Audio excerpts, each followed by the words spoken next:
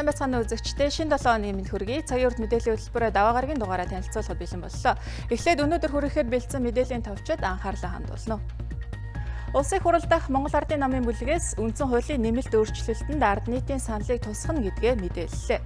Нийслэлийн прокурорын газраас эрүүдэн шүүсэх хэрэгт яллах дүгнэлт үлдэхээр ажиллаж байна. Орос улбооны улсын Санкт-Петербург хотноо Монголын соёлын өдрүүд боллоо. Цагийн хөтөлбөр энэ 7 хоног тендер тойрсон асуудлыг цувралаар сурвалжлан өнөөдөр бид худалдаа авах ажиллагааны соёлын тухай хөндлөө. Бүгд найрамдах Казахстан улсын ерөнхийлөгчөөр Касим Жомарт Токаев сонгогдлоо. Одоо үзэгч та бүхэнд эдгээр болон бусад мэдээний дэлгэрэнгүй танилцуулна. Манай улс энэ жил 480 мянга орчим га талбай тариалалт хийхээр төлөвлөсөн. Тариалалтын явц 80 гаруй хувьтай явж байна. Үүнийг өнгөрсөн оны мөн үетэй харьцуулах юм бол хугацааны хувьд 10 орчим хувиар хоцорч байгааг салбарын яамнаас мэдээллээ. Газар хагалах, урин шүлдэх ажил цаг хугацаанд эхэлсэн. Тариалангийн бүс нутагт үр тариа, Улаанбуудаа, төмсний тариалт ерөнхийдөө дуусаад байна. Харин хүнсний ногооны үрийн тариалт жаахан хоцрох болжээ. Учир нь шүн хүйтэн хонж хөрсөн суулгасан үр соёолж чадахгүй бээрж байгааг тариаланчид хэлж байлаа. Үүнээс гадна өнгөрсөн хавар хуур ашил ихтэй байсан нь зарим нутагт тариалалтын хугацааг хэд хоногоор хойш сунгасан байна.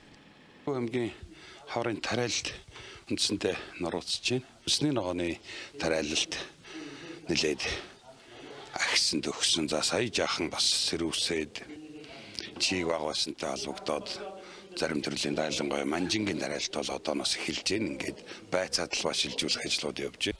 За манай Дархан аймагт бол үндсэндээ энэ жилийн хаврын тариалт үндсэндээ дуусах төгсгөлийн хаширанд орсон байна.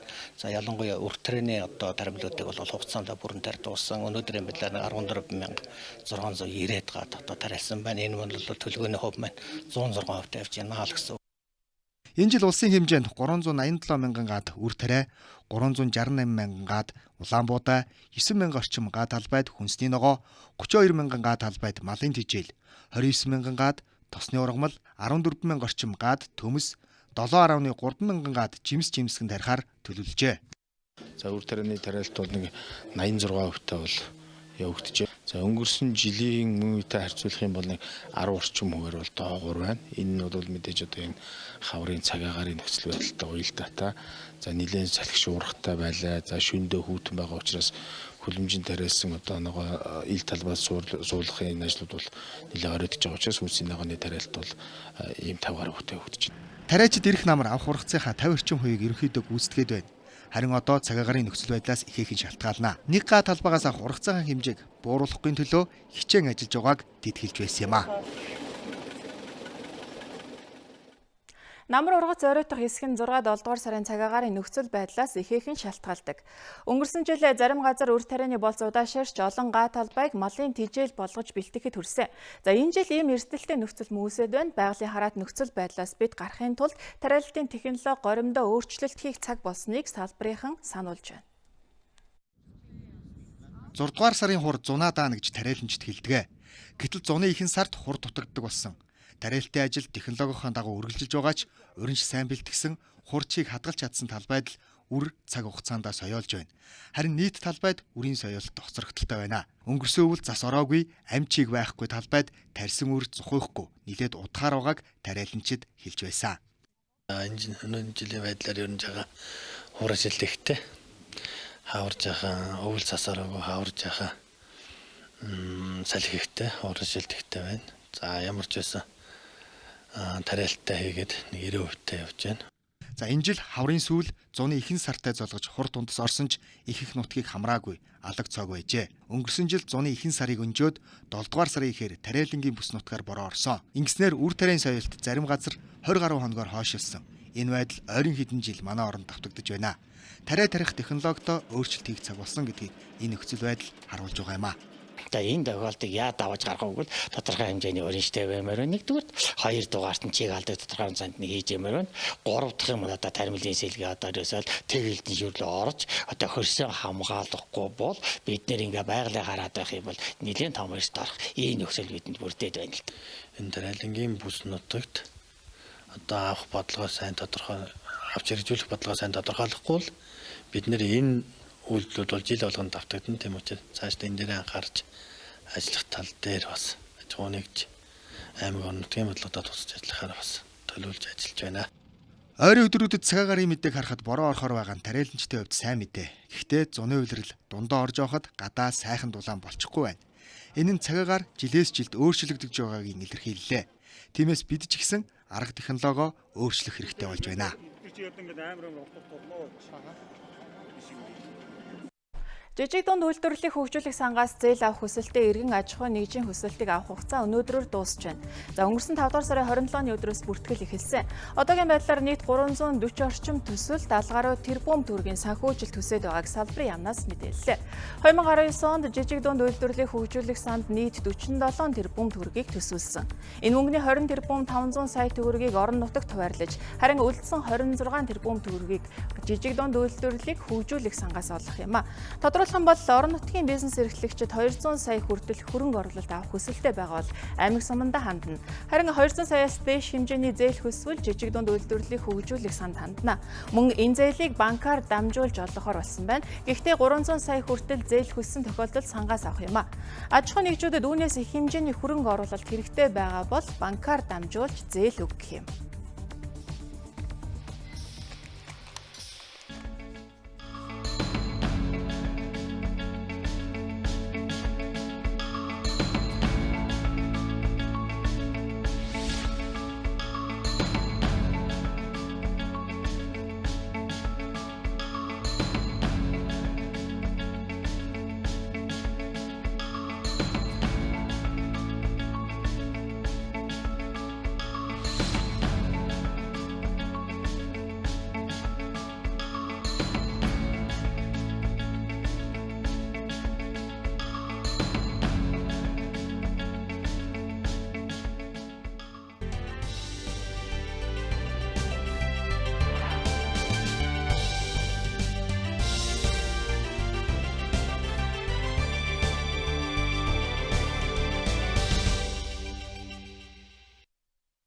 Мэдээллийн хөтөлбөр үргэлжилж байна. Санжаа сүрэнгийн зориг агсны амь насыг бүрлэгсэн хэрэгт содном даржаа чимэгээ нарыг буруутгаж, эрүүдэн шүүсэн үндслэлээр цагдаагийн байгууллагаас шалгалтын ажиллагаа явуулж эхэлсэн.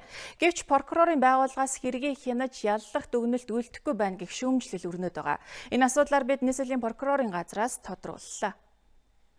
Үнийг эрүүдэн шүүсэн гэх хэрэгт улсын ерөнхий прокурорын газраас харьяал тогтоосны дагуу цагдаагийн ерөнхий газрын мөрдөн байцаах албанаас мөрдөн шалгах ажиллагаа явуулаад тус хэрэгт бол ялах дүгнэлт үлдэх саналтайгаар прокурорт ирүүлээд байна. За уг хэрэгт бол нийслэлийн прокурорын газраас бол хяналт тавин ажиллаж байна.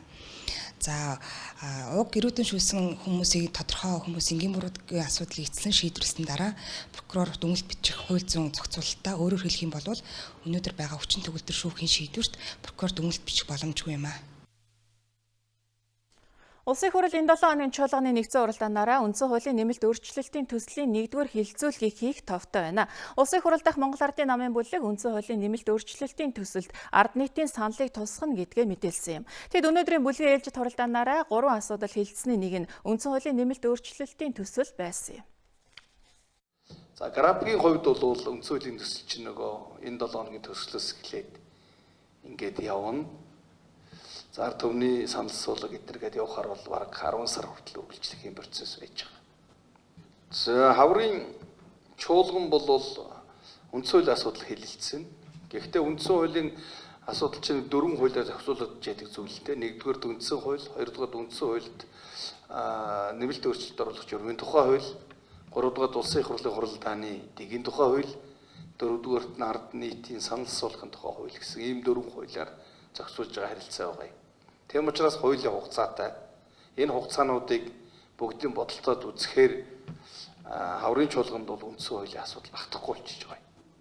Тэгэхээр үндсэн хуулийн асуудал бол энэ 7 хоногоос гэж хэлэлцээд хаврын чуулгана хаагаад ээлж тусаар үргэлжлэж хуралдах юм шаардлага үүсэж байгаамаа. Улсын хурлд хардчилсан намын зөвлөл үндсэн хуулийн нэмэлт өөрчлөлтийг зарчмын хувьд дэмжиж байна. За гэхдээ 3 асуудалд анхаарах ёстой гэдгийг зөвлөлийн хуралдаанаараа хэлэлцжээ. Үндсэн хуулийн хэлэлцүүлгийг бид урд нь ард нийтээс санд асуугаарай гэж шаардж ирсэн бол өнөөдөр бид нар ямар шаардлага тавьж байгаа нөхөр ард нийтээр энэ үндсэн хуулийг батгах ёстой шүү гэдэг шаардлага тавих нь зүйтэй гэж үзэж байгаа. Үндсэн хуулийг хэлцгээс өмнө энэ их хурлын нэр хүндийг унгаагаад байгаа асуудлуудыг заавал нэг тийш нь болох ёстой шүү гэдэг анхааруулгыг бид өгсөн. 3-дугаарт үндсэн хуулийн хэлэлцүүлгийн үеэр бид нар ажлын хэсэгт нь тодорхой байр суурь илэрхийлнэ гэсэн ийм 3 зарчмын шаардлагыг тэр үед тавьж ирсэн байна. Өнөөдөр ч гэсэн энэ шаардлага бидний хувьд бол хэврээ байгаа. Авилгатай тэмцэх газар 42 багшийг шалгаж байгаа гэх мэдээлэлд салбарын сайд тайлбар өглөө. За тодруулах юм бол багш нар сургууль цэцэрлэгийн засвар нэрээр хүүхдүүдээс мөнгө авсан тухай мэдээлэл гараад байсан юм. Цэцэрлэг сургуулийн засвар нэрээр багш нар хүүхдүүдээс мөнгө нэгдэг асуудал авилгатай тэмцэх газрын төвшөнд хүрсэн нь дашаа мэдээлэл гэдгийг Баатар хөлөг сайд хэлж байна. Улсаас нэг сурагчид жилд 1.4 сая төгрөгийн боловсролын үйлчилгээ үзүүлдэг.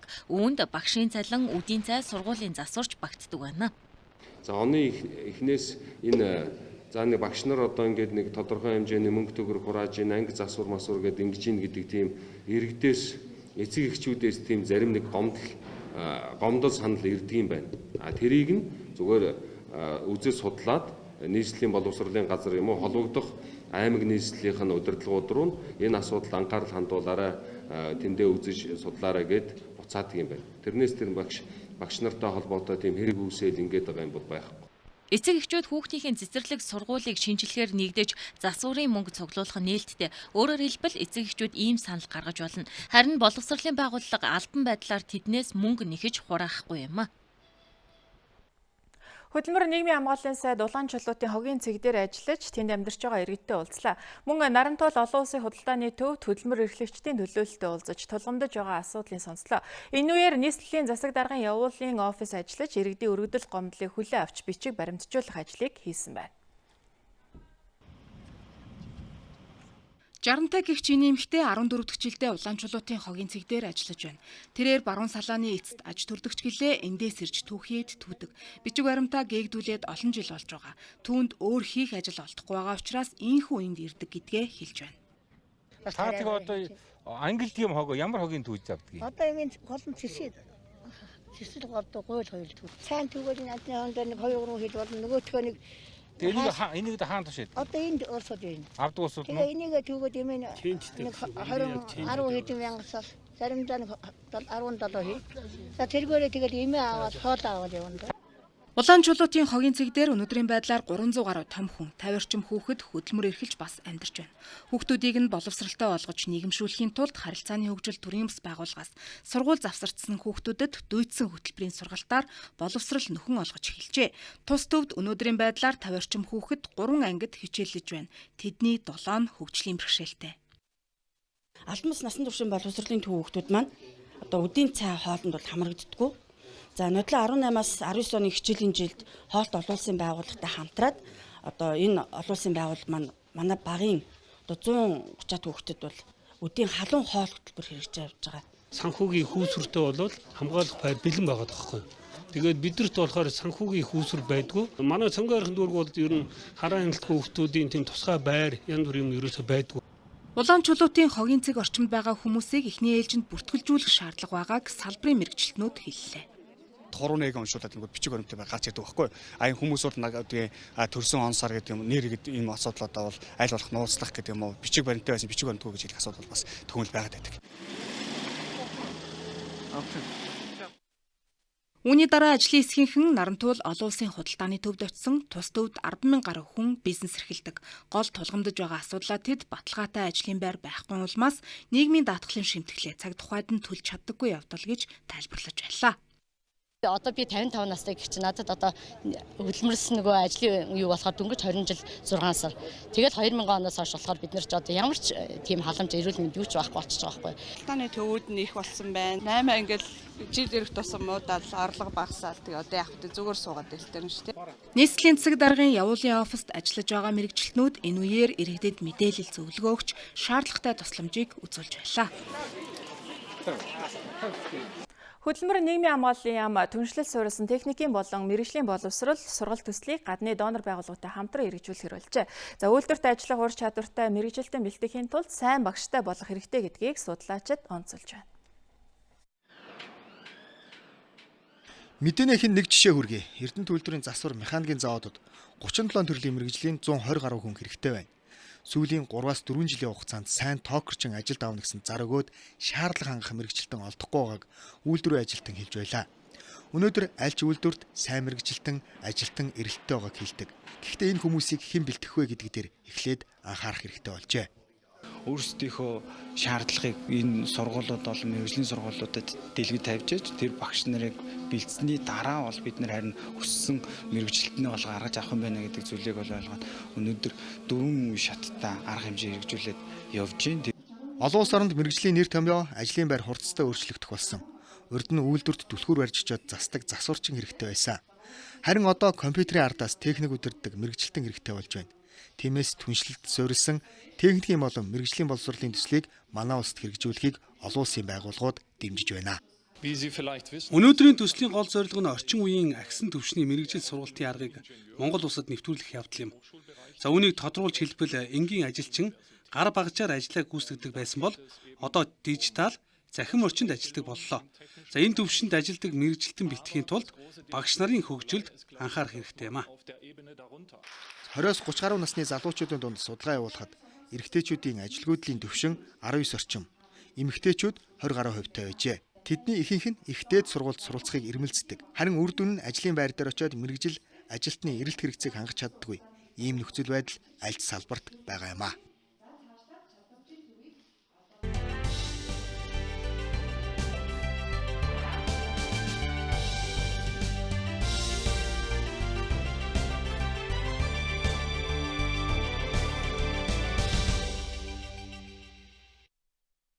Анхаарлаа хандуулж байгаад баярлалаа. Мэдээллийн хөтөлбөр үргэлжилж байна. Орос улбаны улсын Санкт-Петербург хотноо Монголын соёлын өдрүүд боллоо. Соёлын өдрүүдийн уран бүтээлийн тоглолтыг халахын голын ялалтын 80 жилийн өн хүрээнд зохион байгууллаа. Санкт-Петербургийн төвд орших Капелла театр 150 жилийн түүхтэй энэ театр нь ямар нэгэн хурц гэрэлтүүлэггүй, байгалийн гэрэл зөнхөлсөн хөшиггүй, микрофон хэрэглэдэггүй гэд олон онцлогтой. Энд сонгодог болон хоор дуу, хөгжмийн бүтээлүүд тоглоход илүү зохицсон гэж үздэг. Алдарт Капелла театрт Монголын морин хуурын чуулга, үндэсний урлагийн их театрын уран бүтээлчид, дуурийн гоцлоочид тоглолтоо тавилаа.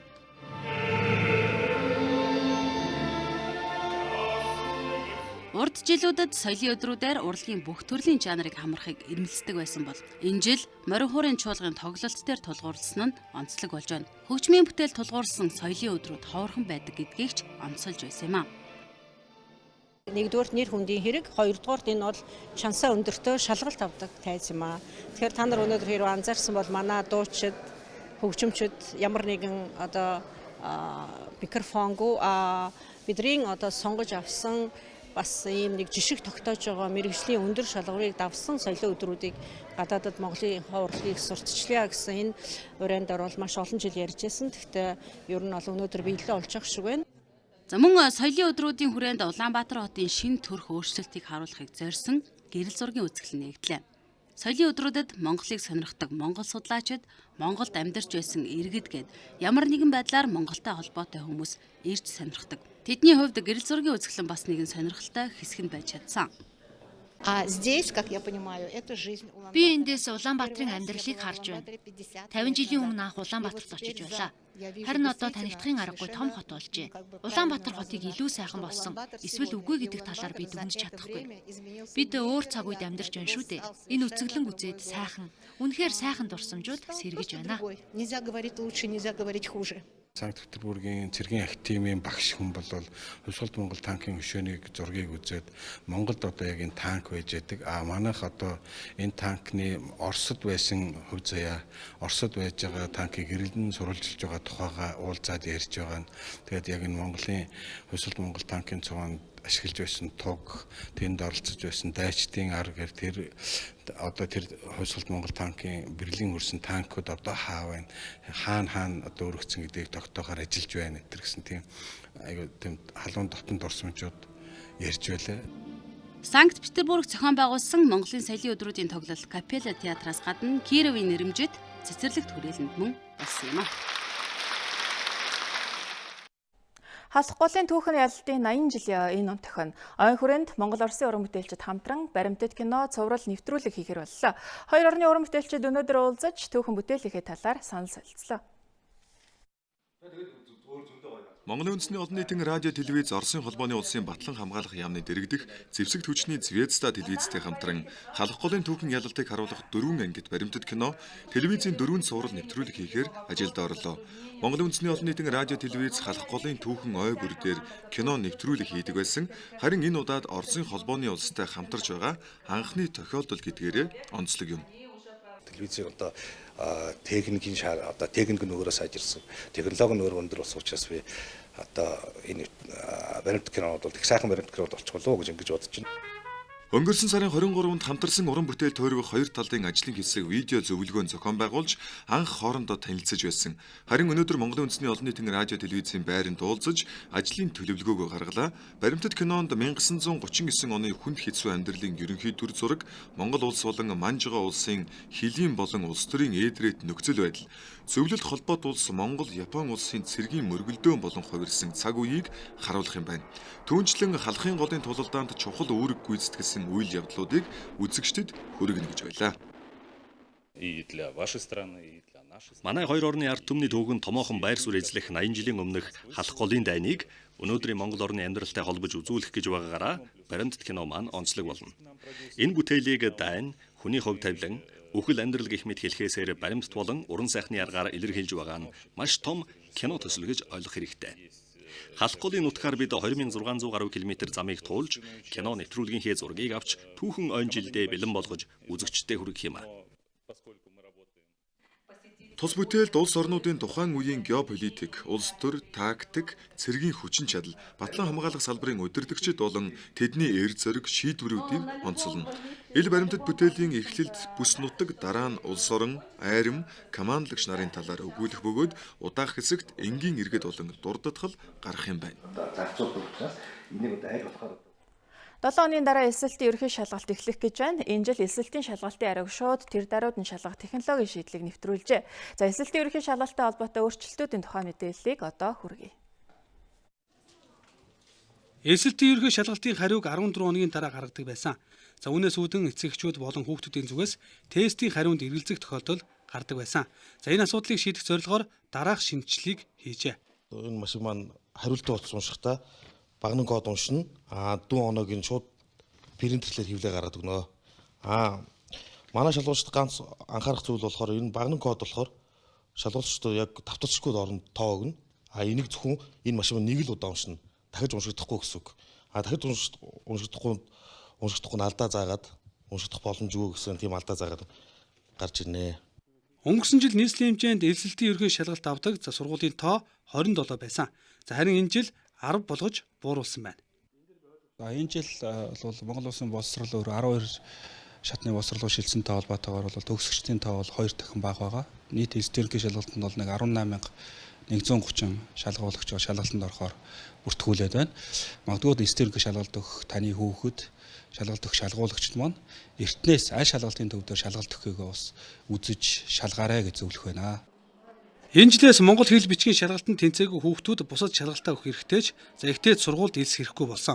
За хэл бичгийн шалгалтандаа тэнцээгүй хүүхдүүд эх жил юун дээр анхаарах тухайд эсэлтийн ерөнхий шалгалтын 4-1 нь бол одоо монгол бичгийн даалгавар байгаа гэж ойлгож явах хэрэгтэй. Тэгэхээр энэ нь болохтой зэрэг бол энэ үүднээс монгол бичгийнхаа одоо хэрэглээ түүнийг одоо сайн сурах асуудал дээр бол хүүхэд бол одоо бас хичээнгүй л сайн суралцах шаардлагатай. Энэ тал дээр эцэгчүүд нь усаа анхаарал тавих ёстой гэж бодож байна. Монгол хэлээ мэддэг байж ижил дараагийн шалгалтыг өгөх ёстой болов уу? Монгол хэлээ бичиж чадахгүй байж дараагийн шалгалтыг өгнө гэдэг бол болохгүй. Монгол бичиг талаас бол энэ талаараа бол сайн сурах нь зөв шүү дээ мэдээ. Зөв гэж би бодож байна. Монгол хэл, монгол бичиг тэр юм мэдчихэж одоо тэгжээж Монгол улсын чинь тусгаар тогтнол гэдэг чинь тэр хэлэн дээр оршин шүү дээ. Тийм учраас тэр хэлний шалгалтыг авах ёстой. Эсэлтийн ерөнхий шалгалтаа өгөх гэж байгаа хүүхдүүд өнгөрсөн жилүүдэд шалгалтын тесттэй бүглэх харандаа үзгээ авч урдаг байсан. За харин энэ жилээс нэгдсэн журмаар хүүхдүүд тест бүглэх за харандаа балуурыг боловсролын үнэлгээний төвөөс бэлдэж өгөхөөр болсон байна. Боловсрол соёлын шинжилгээ ухаан спортын сайд хөдөө орон нутагт ажилласан байна. Энэ ажлын хүрээнд чадварлаг багш мэргэжилтнүүдийг бэлтгэхээс гадна сурагчдыг тав тухтай орчинд ачаал багтаа суралцуулах талаар Төвөө Дундгой аймгийн багш нартай уулзлаа. Уулзалтанд 2 аймгийн 500 гаруй багш оролцлоо. Манай улсын боловсролын салбарт хэрэгжүүлж байгаа хөтөлбөрт алдаатай зүйл олон байгаа учраас засаж сайжруулах боллоо. Ирэх хичээлийн жилээс сайжруулсан агуулгаар сурагчид хичээллэнэ. Түүнчлэн ихтэй сургуулиудыг нэгдсэн стандарттай болгож нэг хөтөлбөрөөр мэргэжилтэн бэлтгэдэг болох юм аа. Сургууль цэцэрлэгт яамнаас баталж өгсөн бөгөөд одоо эх 9 сар дахиад шинжилж тэр сургалтын хэрэглэгдэхүүн гарын авалганаас өөр зүйл хэрэглэхийг зөвшөөрөхгүй. Одоо ингээд янз бүрийн буйны байгууллагаар хүртэл одоо баг заримдаа шашны агуулгатай шахуу юмнууд үнгүүгээд өгчдөг. За үнгүү чинийгээд авчдаг. Тийм юм бол байхгүй. Боловсролын байгууллага сургууль цэцэрлэг бол хогийн сав биш. Бодлоготой өөрсдийн сургалтын агуулга хэрэглэгдэхүүнтэй материалтай юм газар. Түүнчлэн салбарын сайд хит нуршилсан нэг зүйлийг олон дахин давтсан хүүхдийн нас сэтгэхэд агцсан агуулгатай хөтөлбөрөөс болж багш нар заах зүйлээ бүрэн зааж чадахгүй байгааг хэлж байлаа. Харин багш нар хичээлийн хажуугаар зохиогддог уралдаан тэмцээнүүдийг цөөлж сурагчидтай ажиллах цагийг нэмэгдүүлэх шаардлагатай байгааг хэлж байна. 7 ангийн Монгол хэлний шалгалт авлаа гэж бодъё. Тэгэхэд шалгагч багш 7 багш, ассистент багш 7 багш, улсын шалгалтын комисс 7 хүн, эцэг эхийн төлөөлөлд 7 хүн гэдэг ингээд энэ шалгалтын арга хэмжээнд оролцох хэрэгтэй болдог. Тэгэхэд энэ 14 багшийн чинь ард талд хичээлийг хэн заах вэ? Яг хичээлийн дундуур шалгалт авдаг энэ байдлыг нэг зогсоол яасан бэ? Эцэгчүүд хүүхдээ мэдлэг боловсролтой болгоход улсаар бүх зүйлийг нь хангуулчаад өөрсдөө шүүмд судгаа гэж салбарын сайд хэлж байна. Тиймээс тэдний үүрэг хариуцлагыг нэмэгдүүлэх ажлыг эх хичээлийн жилээс хэрэгжүүлж эхлэхийг салбарын сайд багш нарт үүрэг болголоо. Багш нартаа яамныхаа хамт яваа.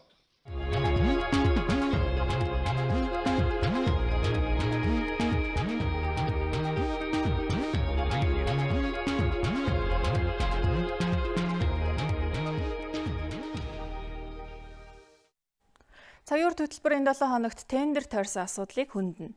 Тендерт оролцож байгаа аж ахуй нэгжүүдийн хариуцлагагүй соёлгүй үйлдэлээс болоод иргэд олон нийт захиалагч тал хохирох тохиолдол цөөнгүй гардаг. Тиймээс бид тендерийн соёл болон хариуцлага тооцох хууль эрх зүйн орчны асуудлыг өнөөдөр сурвалжлалаа.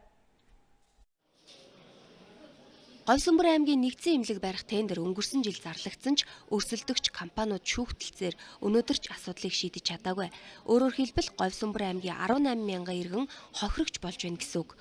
Шудраг өрсөлдөх хэрэглэгчдийн төлөө газар тендер нээхээс өмнө бичиг баримтын зөрчлийг хяндаг. Гэтэл нээх цагаас нь хэдхэн минутын өмнө гомдол ирснээс болж эмийн тендерийг хүртэл 14 хоногоор хойшлуулж байсан тохиолдол гарчээ.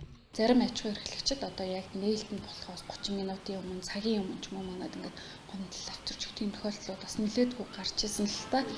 За тэгээд одоо энэ 6 сарын 1-ээс хуульд орсон нэмэлт өөрчлөлтөөр бол шудраг өрсөлдөх эрхлэгчийн төлөө газар ажлын 10-аас доошгүй хоногийн өмнө гомдлоо гаргана гэдэг ийм хуулийн заалт бол нэмж орсон байгаа юм. Харин авилгатай тэмцэх газарт тендер шалгаруулсан төрийн албан хаагч ашиг сонирхлын зөрчилтөө байна гэсэн 40 гаруй гомдол нэг жилд ирдэг байна.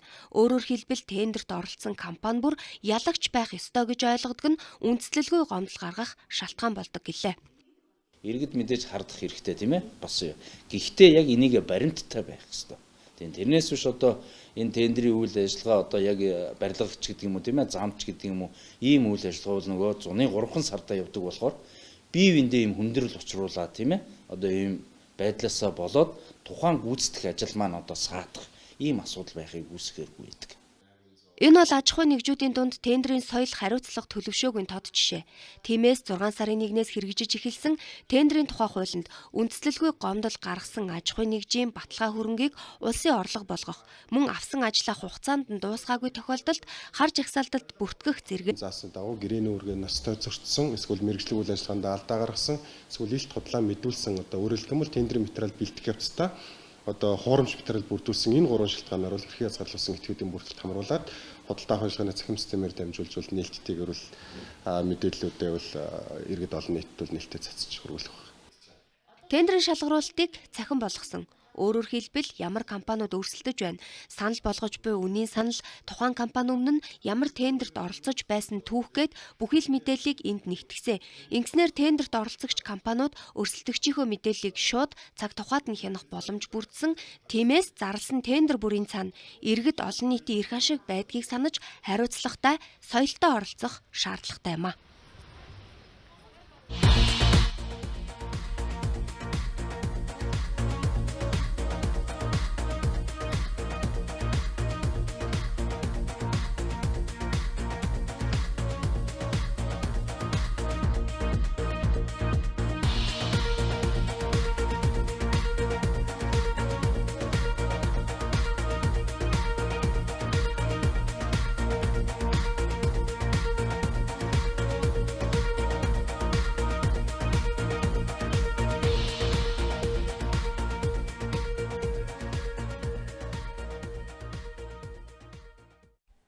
Нийслэлийн иргэдийн төлөөлөгчдийн өнөөдрийн хурлаар нийслэлийн хороодын бүтээц зохион байгуулалтанд хэрхэн өөрчлөлт оруулах талаар хаалттай хуралдлаа.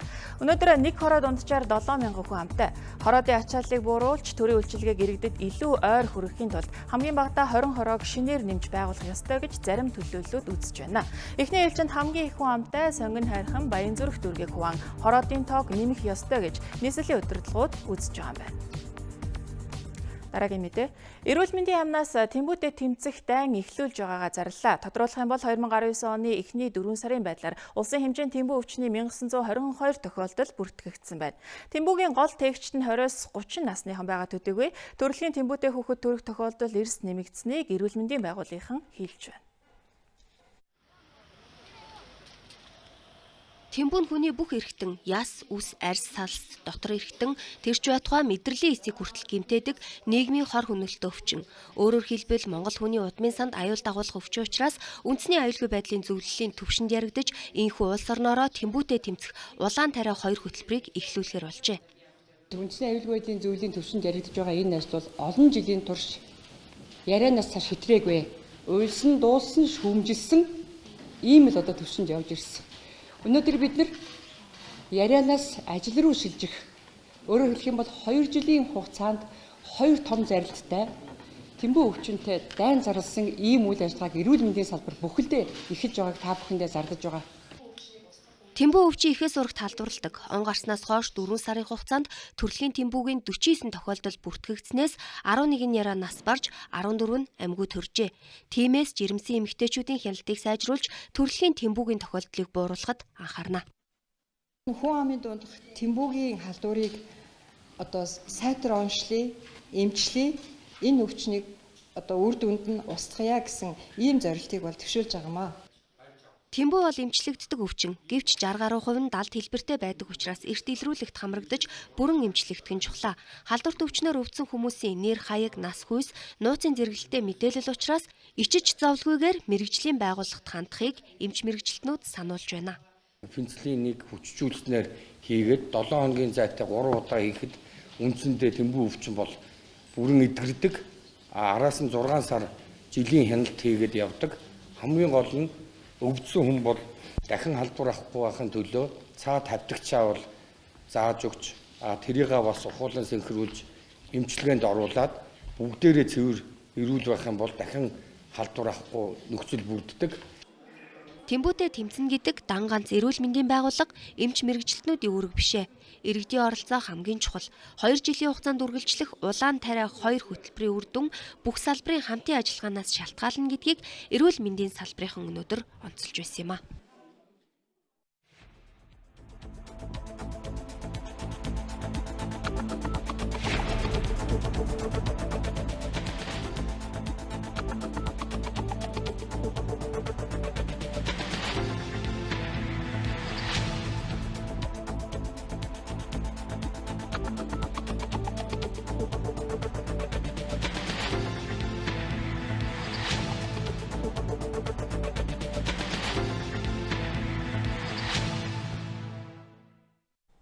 Монголын үндэсний олон нийтийн радио телевиз хавдар судлалын үндэсний төв хаан банктай хамтран хавдрын эсрэг аяныг 9 дахь жилдээ өрнүүлж байна. Аяны хүрээнд Дархан уул аймагт гэхэд зорилтод бүлгийн иргэдэг хавдрын цогц үзлэг шинжилгээнд хамруулж байгаа мэдээллийг манай орон нутаг дахь сурвалжлах хэсэг ирүүллээ. Хавдрын эсрэг үндэсний аяны хүрээнд нэг орон нутагт хамгийн багадаа 1000 гаруй хүнийг урьдчилан сэргийлэх үзлэгт хамруулж эдийн нарийн шинжилгээгээр 10-аас 20 хортой хавдрыг илрүүлдэг байна. Хавдрыг эрт үед нь илрүүлж чадах юм бол бүрэн эмчлэгдэх боломжтой. Тиймээс урьдчилан сэргийлэх үзлэг оншилгоонд орон нутгийн иргэд хэрхэн хамрагдахаа мэддэг болсон байна. Онцлогдсон, эрт онцлогдсон хүмүүст эмчилгээг нь орон нутагт нь Дархан уул аймгийн эмнэлэг дээр нь бас хийн. За энд бол зөвхөн одоо хим эмчилгээ гэхэд л одоо 5 хүний эмчилгээг бид аваад ирсэн. Энд эмчилгээг үргэлжлүүлэхээр байж байна. Хот орж үзүүлэхэд бол чирэгдэл зовлон их байдаг. Тэгэхээр зэрэг энэ газар дээр хүрээд ирэхэд нь бид үзүүлж энэ авчнаас урьдчилан сэргийлэх арга хэмжээг мэдэрч эмчилүүлэх явдал бол нэн чухал хэрэгцээтэй гэж ингэж бодож байна. Тэгээ өнгөрсөн хугацаанд хаан банкнаас энэхүү аянд тэрбум 100 гаруй сая төгрөгийн санхүүжилтийг үзүүлсэн байт юм байна. Мөн орон нутгийн 2600 гаруй ажиллагчдаа эрүүл мэндийн сайн дурын ажилтнаар бэлтгэн хавдраас урьдчилан сэргийлэх сургалт мэдээллийг олон нийтэд түгээсэн. Хавдрын эсрэг үндэсний аяныг дараагийн зохисол нь Хөвсгөл аймагт үргэлжлэх болно. Энэ сарын 17-ноос 5 хоногийн турш эмч нарын баг тус аймагт ажиллах юм а.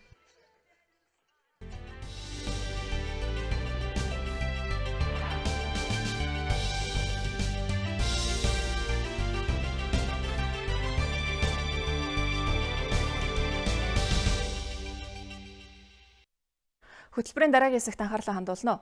Нийслэлд 100 мянган гаруй иргэн авто тээврийн болон өөрөө явагч хэрэгслийн татвараа хугацаанд нь төлөөгүй байна. Тиймээс салбарын мэргэжилтнүүд хяналт шалгалтыг эрчимжүүлж, хууль зөрчсөн жолоочд хариуцлага тооцох болно гэж мэдээллээ.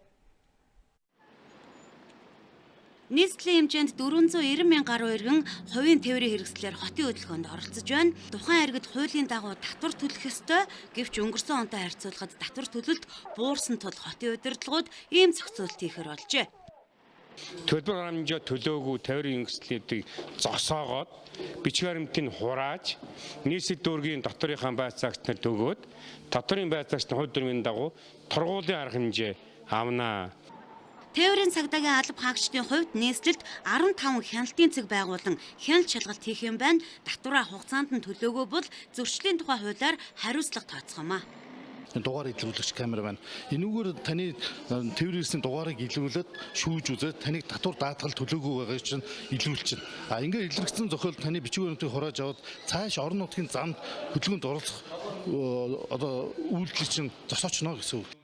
Энэ онд авто тээврийн өөрөө явагч хэрэгслийн албан татвар, агаарын бохирдлын төлбөр, авто зам ашигласны төлбөр хураамжаар нийт 24.6 тэрбум төгрөгийг улсын төсөвт төвлөрүүлэх ёстой. Энэ сарын 1-ний байдлаар энэ төлөлгөө 80 гаруй хувьтай.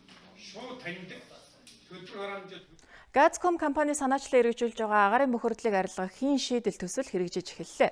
Төвийн дулаанд холбогдох боломжгүй айлуудад хийн халаагуурыг суйрлуулж байна. За ингэснээр айл өрхөө сарын нүрсний хэрэглээтэй дүүцхүүнээр утаагүй, аюулгүй нөхцөлд амьдрах боломжтой болж байгаа юм байна. Гэр хорооллын айл өрхүүдэд заавал хийн хоолон шугам тавихгүйгээр хийн халаалтын төхөөрөмж суйрлуулжээ. Гадны улс оронд нэвтэрсэн сайн дуршлагыг нутагшуулж хямд өртгөөр гэр хорооллын айл өрхүүдийг хийн халаагууртай болгох боломжтой гэдгийг харуулах үүднээс цонгон хайрхан дүүрэгт туршилтаар 10 айлд суйрлуулсан байна.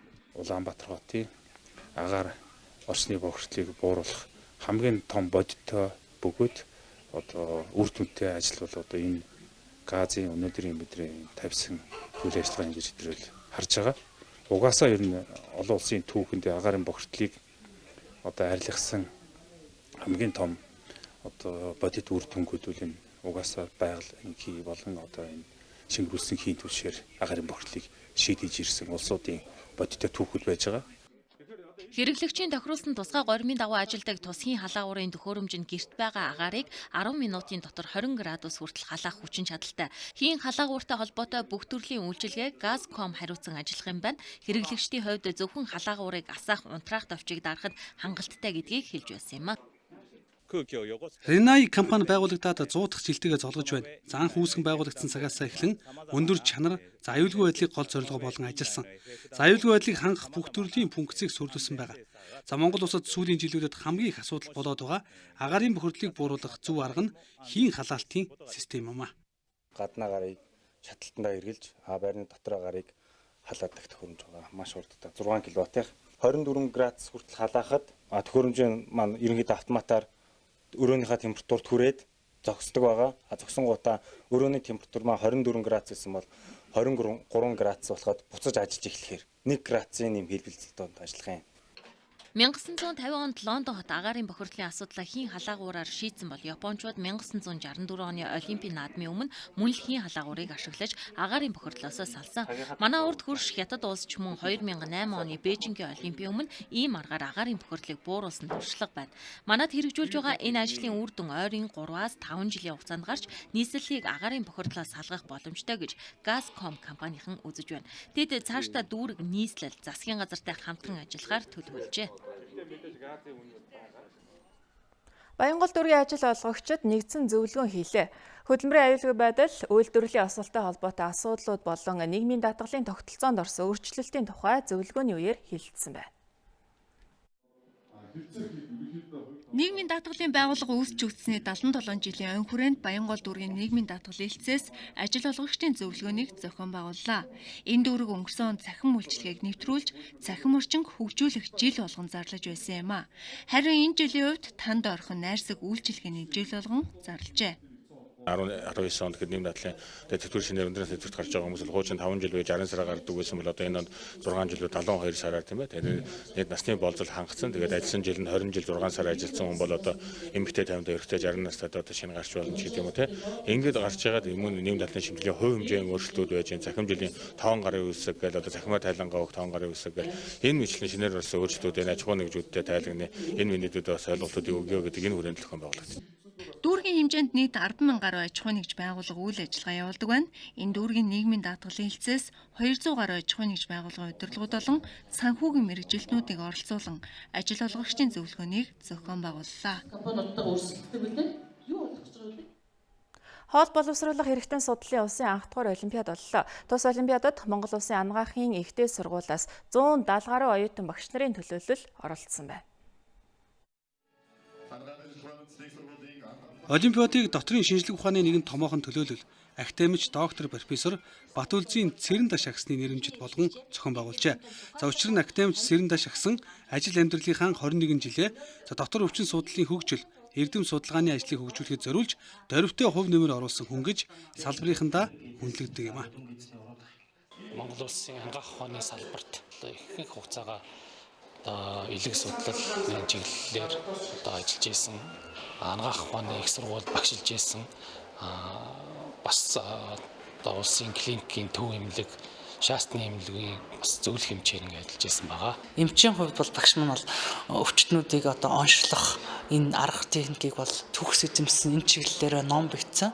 Ингээд багш маань бол зөвлөх хэмжээр ажиллаж байсан. Зөвхөн нэг эмнэлэгт биш баг 10 гаруй улсын болон хувийн 10 гаруй эмнэлэгт зөвлөх хэмжээр ажиллаж байсан ийм хүн байгаа юм. Оюутнууд олимпиадад бэлтгэх явцдаа хоол боловсруулах эрхтэн судлалын чиглэлээр үзсэн хичээлээ баталгаж, дотор өвчин судлалын хөгжил, эрдэм судалгааны ажлыг хөгжүүлэхэд зориулж, дөрвтэй хувь нэмэр оруулсан хүмүүсийн намтар түүхийг мэдэж авчээ. Цагийн урд мэдээллийн хөтөлбөр олон улсын мэдээгээр үргэлжлэх хүрч байна. Олон улсын